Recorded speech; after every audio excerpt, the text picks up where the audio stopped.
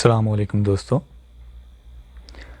पिछली वीडियो में मैंने आपको बताया था कि किस तरह हम विंडोज़ 10 में माइक्रोसॉफ्ट आउटलुक अकाउंट को ख़त्म कर सकते हैं और पिन पासवर्ड को ख़त्म कर सकते हैं। लेकिन दोस्तों, इस तरीके में साइन आउट होने के बाद भी हमारा अकाउंट विंडो में सेव रहता है। स्टार्ट मेन्यू में जाइए, सेटिंग्स, अकाउंट्स। आप देख सकते हैं इस टाइम मैं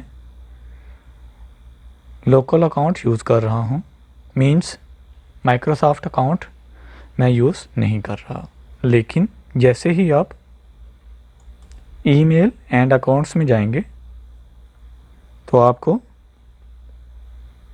पुराने अकाउंट्स जिनसे आप साइन इन हुए थे वो मिल जाएंगे। तो इनको हम कैसे रिमूव करेंगे?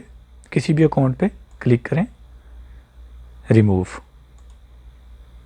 Yes, again, yes, again, remove, yes.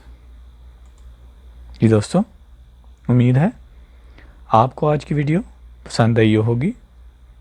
मिलते हैं इंशाल्लाह नेक्स्ट वीडियो में। तब तक के लिए अल्लाह हाफिज़।